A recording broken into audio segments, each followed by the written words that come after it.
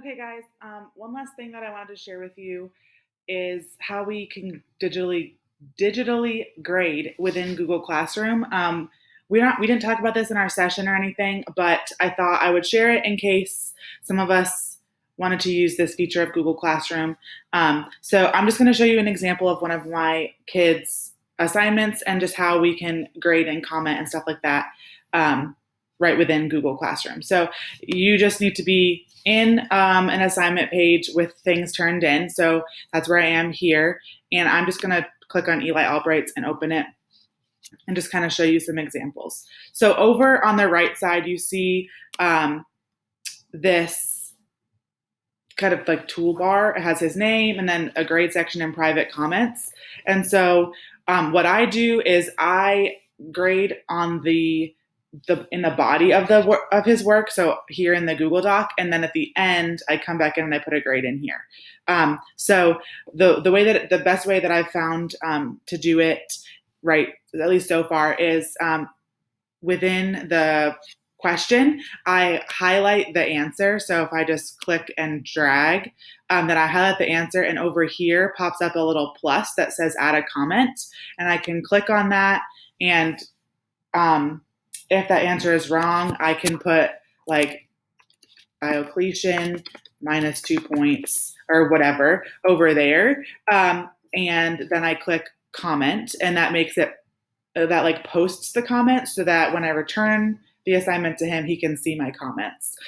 So I click comment, and then I go through the whole assignment, and that's how I grade it. So I just highlight the answer or part of the question, and if it's wrong, I write the right answer in the side.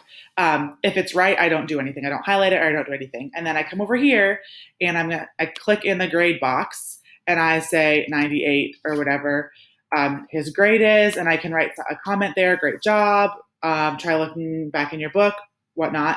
And then when I'm done, I come up here to this blue button that says return, and I click return, and it sends it back to him, and he can see my comments and everything there when he gets it returned to him. If he doesn't get it returned to him, I'm not sure that he can see comments.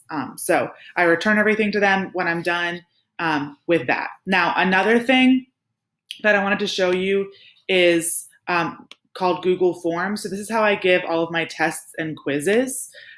So you can come in here and you can click create, and you can create quiz assignment.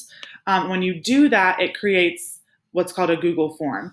And so you can title this like quiz 10A, and then you can put it on locked mode on their Chromebooks, which means that they can't open up any other tabs while they're taking their quiz. So then you open the quiz. This is just to create it. This is not one that's already been created. So you open the quiz and it looks like this. And this toolbar right here is where you can add questions. So you can add a multiple choice question, or you can click on the drop-down menu and change it to a short answer question, a paragraph. The checkbox just lets you choose more than one multiple choice question. Multiple choice grid is how I do, well, multiple choice things. So I put like I do matching this way actually. So I do like the answers and the definitions and the terms across the top, and then they pick one. But you can kind of play around with that yourself. But you can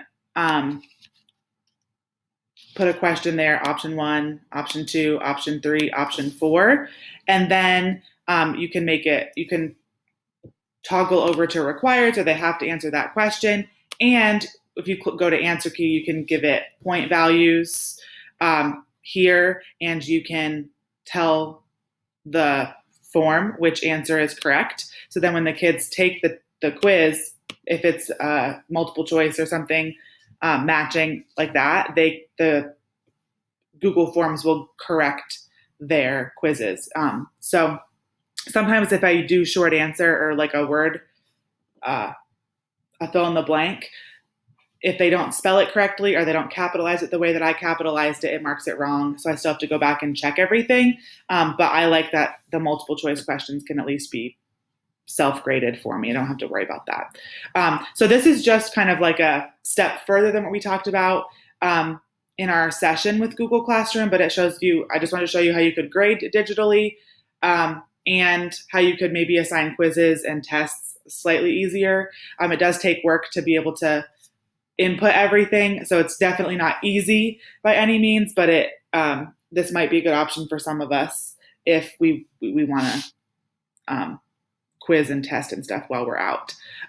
So just wanted to share this with you guys. If you have questions about it, you can text me or email me or call me if you have questions, and I'll do my best to answer them. This is by no means necessary. This is just kind of the next step above the basics of Google Classroom. So I wanted to share that with you all. Hopefully that was helpful.